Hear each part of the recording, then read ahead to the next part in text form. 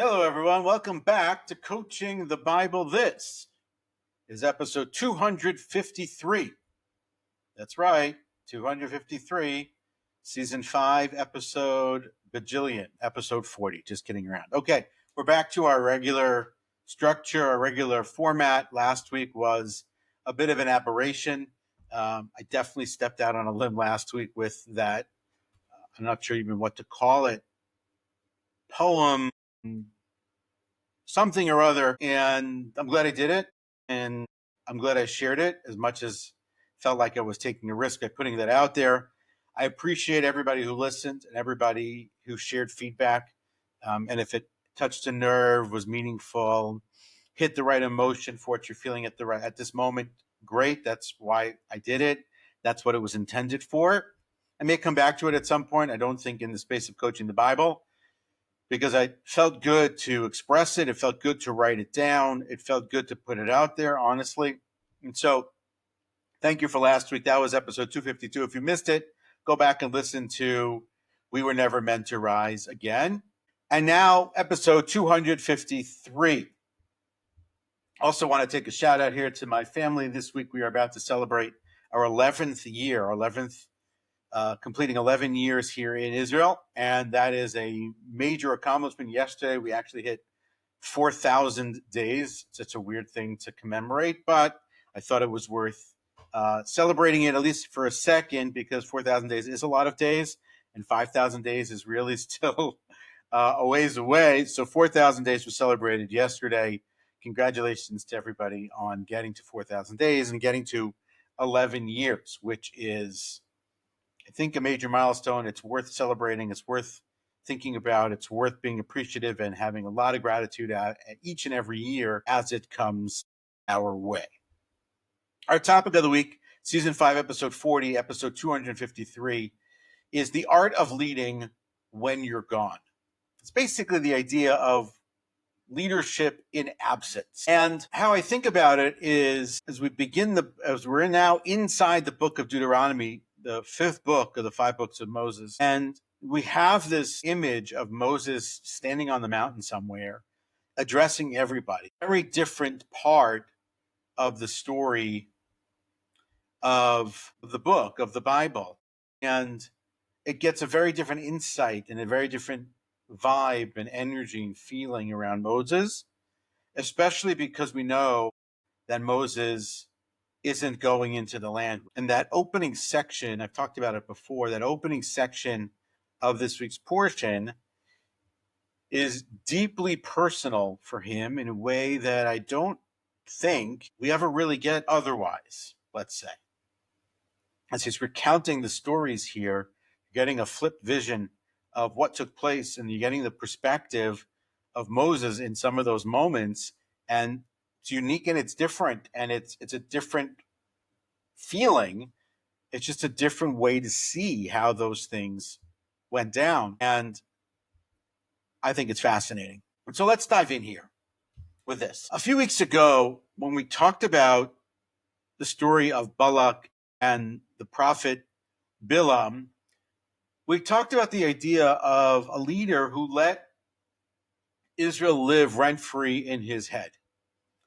He was obsessed, he was anxious, he was reactive, and that actually resonated with a lot of people as to that happening for them, unfortunately, where something lives rent-free in their mind. They can't get it out of it, they can't deal with it, they don't know what to do with it, and it sits there. It's exceptionally negative, and that term, living rent-free, is usually attributed and connected and connoted in the negative. And so when fear gives power to someone who hasn't earned it in your mind, that's the idea of living rent-free. But what occurred to me is that in this week's portion and in the book of Deuteronomy, and in particular here, Moses is actually doing a similar thing, but it's on the opposite end of it. Moses is trying to embed values and morals and behaviors into the hearts and minds of the people forever.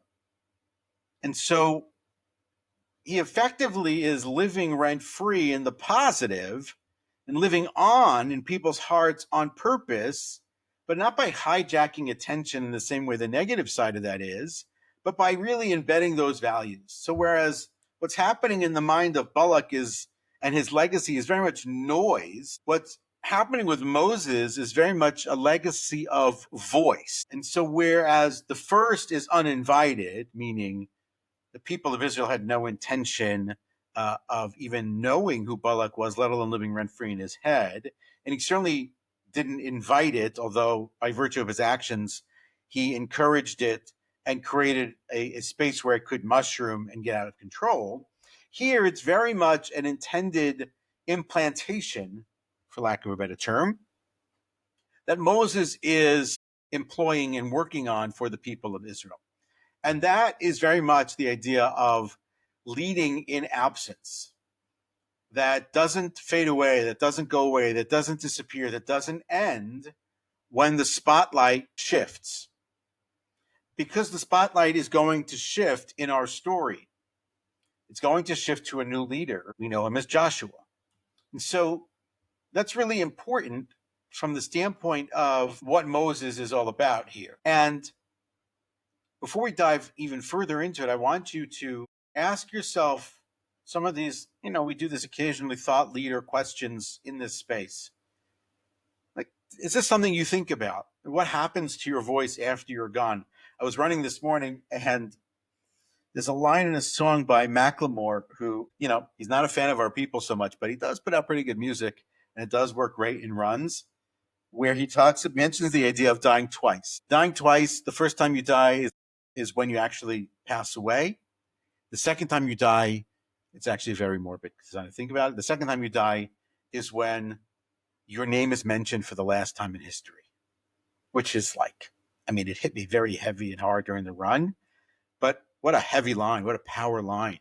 And so I wonder if certain leaders think about what happens to their voice after they're no longer speaking, after they're no longer leading.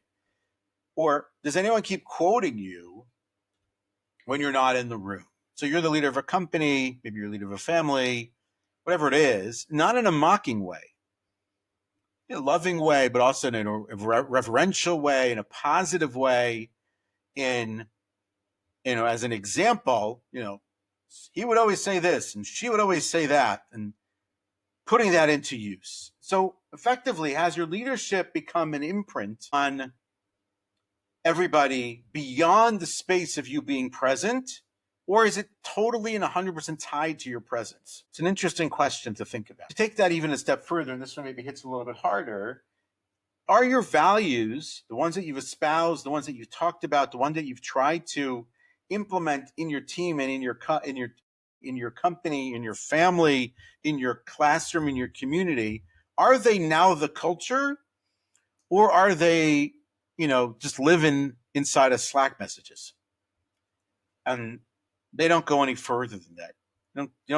People don't take them any further than that. So I think that's an important thing to think about. Leading when you're gone, continuing to lead in some way when you're no longer physically present there. We have this idea in the Bible earlier on. It's not explicit in the text, but it does come up in the story of Joseph when Joseph is alone with the wife of Potiphar.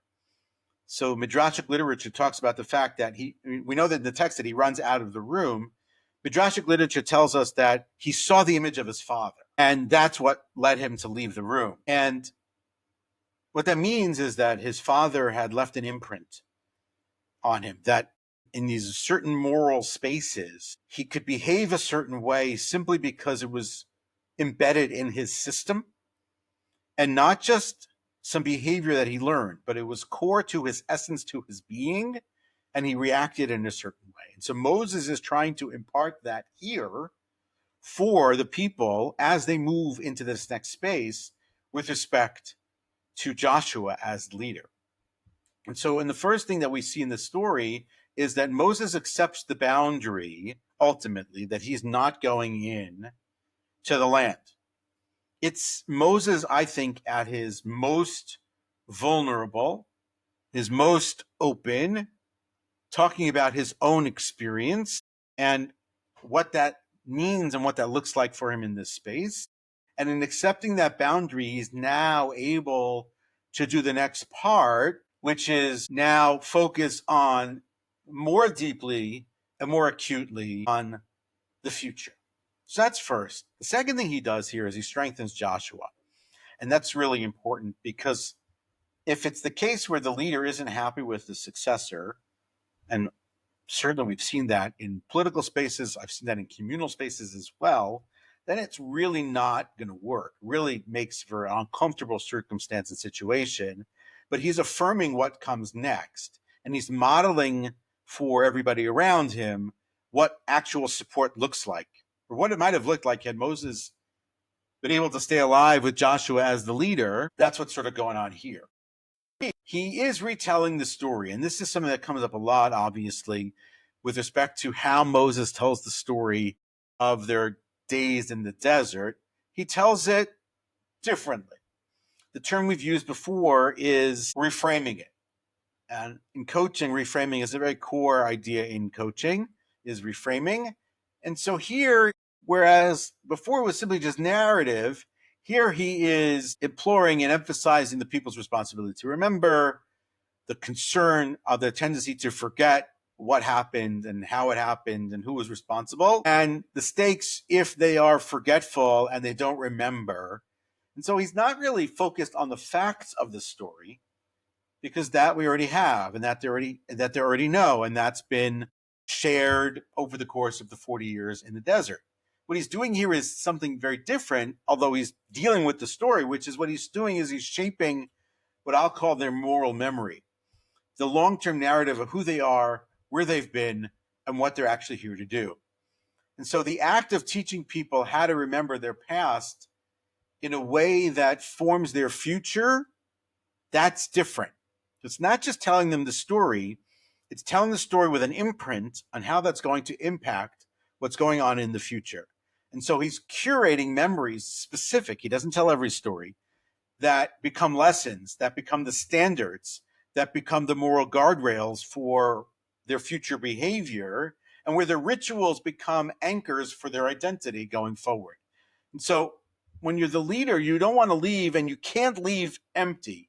You have to leave meaning. And so there's a lot of ways to leave meaning. And so what Moses is doing specifically is moral meaning. And then the last thing he's doing here, at least that I'm going to focus on, is the idea of the famous section known as the Shema.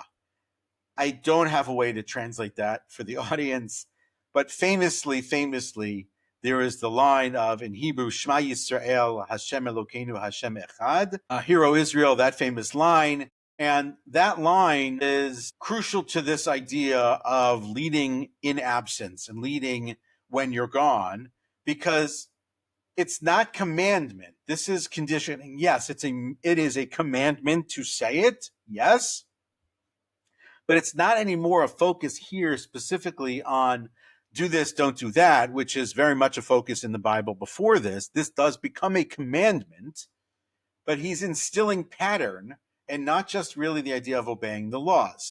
With the Shema, what Moses is doing is he's trying to get them to appreciate the idea of living it, of teaching it, of repeating it, and then having that ultimately be woven into their DNA, to their system. Because when it's in the DNA, when it's inside, when it's enmeshed and synthesized with the essence of the person's being, then it doesn't fade. It's not simply just a behavior at that point. It's really a pattern that endures. And in so doing, Moses is instilling a form of moral and spiritual operating systems here, where he will live on, because it's not really tied to his charismatic personality and his ability to speak and his ability to stand in front of the people or talk to God even. It's tied to the ritual, to the rhythm, and to the repetition of their behaviors going on. That's a very different kind of an idea. For the leader to do that, so that's intentional. And that's the idea of imprint and embedding. And that's not living rent-free in the format that we talked about with respect to Balak. You see this in the real world, to just use a couple of examples. The first example is a coach that I've mentioned a number of times in Coaching the Bible, someone I talk about with respect when I'm working with a group or one-on-one, a gentleman by the name of Bill Walsh, who was the coach of the San Francisco 49ers, the architect of the West Coast offense. But what's more important about Bill Walsh as a coach, and his book, which I think I have a few copies of here, is focused on the inputs, right? It's called Let the Score Take Care of Itself. At the time in which he left the league, there were so many coaches who had come through his system and were now implementing and working his system in wherever team that they were working. So he taught them how to think and not just how to perform. And that's a very different, I think at some point, somewhere like 7 or 8 or 9 coaches in the league at the same time who were his disciples, his students, who were left with the imprint of him. I had a teacher many years ago in yeshiva who I always talk about as the person who instilled in me how to think. I don't necessarily remember a lot of the things or the day-to-day conversations or the lessons and the lectures that took place in his classroom, but the manner of approach to content and material, to strategic questions, how to think about things, very much came from 4+ years sitting in his presence. I haven't seen him in many, many years, but his presence in that way is still felt when I'm going through something that I'm working through, a piece of material or content or preparing for something, whatever the case may be. Another great example, we've talked about him before also, is Mr. Rogers. Think about how many people he imprinted his values and his ideas and his framework of how to treat and talk to and work with children. It simply wouldn't work today, but it worked when it did, and it's still having its impact and its effect on people still to this day. It's not just simply singing the songs, remembering what I think now would be looked at as the, interesting characters who we brought on the show, but more importantly, the values and the ethics and the ideas that brought to that space. And he didn't do it with force, and he didn't do it with commandments. It was simply just presence and repetition and ritual, and it's stuck, it's imprinted. And that then is basically the idea of leading in absence. And so it comes, like, if you want to think about like the underpinnings of this idea, so I'll share with you the work of a gentleman by the name of Carl Weick. Carl Weick, still an organizational theorist and psychologist. I don't think he's still teaching at the University of Michigan. I think he's in his late 80s at this point. But in his writings and his work, he talked about the idea of what's called sense making, which is the ongoing process of helping people interpret their experiences and leaving behind any sort of what you might call self-regulating system. So really just getting a sense. And so he said the following: people don't discover meaning. They create it through the cues, stories, and frameworks that leaders give them. And this is very much what we're talking about here with respect to Moses and Deuteronomy. He's creating a meaning system or a moral system that's rooted in their shared memory. He's framing that moral narrative for them, the reframing of the stories in a specific way. And then he's embedding their identity through the repetition of these said stories, commandments, ideas, even the rebukes. And so you lead best in absence. This is a core leadership principle.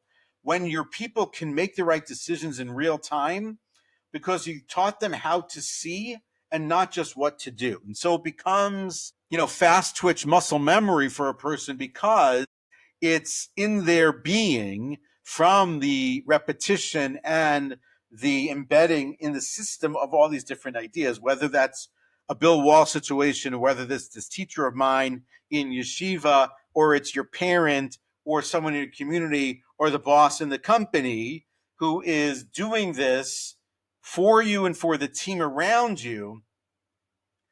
And if you then react in that way, then boom, they did their job. So how do you do this as a leader? So we're going to talk about two things that we've actually talked about before, but just a slightly different variation, which is a leadership echo loop. We've talked about echo loops, which is you effectively just doing an accounting or a review of what's going on internally with respect to the specific behaviors. So here, where you're trying to intentionally shape the culture of what's going on around you with your team, with your people, with your family through language, so that even when you're not in the room, your influence still speaks. That's what this leadership echo loop is. So people don't just remember what you taught, they're going to remember how you framed it and how you taught it. The goal here really isn't to be quotable. It's to be what I'm going to think it's not actually a word, but I'm going to use it here anyway. The goal is to become internalizable. Can you be internalized by everybody else? And then it becomes their words, becomes their being. A number of years ago, when I was doing a lot more crowdfunding related work, I remember going to an event at a community that was working to build a synagogue. And the leaders got up to speak at this, what was called a rally event, to talk to the community about this campaign to raise, I think it was like $1 million. And every person that got up from my sessions and work and my coaching with them, it was like a real pride moment. I actually ultimately had nothing left to say when I got up to speak. I had to come up with something on the spot. But it was very powerful to experience them thinking and feeling and believing that those words were actually theirs. So what I want you to do here as the leader, I want you to identify maybe the 3 to 5 most repeated values in action phrases that you use. Okay, like we close loops, we honor time. We, famously from, I think it's the Navy, slow is smooth and smooth is fast. We close loops is the idea that we don't leave any of the client matters or any of the working matters or any of the communal matters open. We close them. We honor time is the idea that we keep to the limits of the meetings that we are scheduled. We start on time, we end on time, stuff like that. And then tie each one to a specific behavior or standard within the team. And then use them over and over and repeatedly in meetings, in your one-on-ones, in your onboarding, in your feedback loops, and then model them so that other people now become quoters of what you're doing and then step back. This becomes your sacred echo on the team. My wife jokes a lot about the idea of, one of the things that she wants her children to remember is the idea that they should always have cookies in the freezer. And that's one of those sacred echoes. That's a quote that's going to live on for generations. It's such a winner. Think about those things on your teams and in your communities in the more serious environments per se, where that's the case. What are people saying? What are they remembering? What are they thinking with respect to you? And so when you're trying to scale a culture, when you're trying to prepare even for a transition like this, then this comes into use as a real value. The second one is a shadow audit, which we've talked about in different spaces at different times. We're trying to assess your leadership legacy in real time while you're still leading. And so that you can learn about how people are behaving when you're not there. And so Moses didn't just teach, and he observed. He knew people might forget. He knew people might drift. He knew people might rationalize. And so when you, and as a leader, helps you spot where your values are present and where they're not. So you might think the team is thinking and breathing and eating up all the things that you're saying, but the reality might be that they're not. And so what I want you to do is this: pull aside a trusted team member. This is better than simply just observing it quietly. And ask them, when I'm not in the room, how do people make decisions? That is to say, are they following my lead in the way in which I make decisions for the team, a way in which the culture of the company of the team has been built through me, by me, or are they going outside that lead? Then, second question to ask is, what happens in the spaces that I've stepped back from?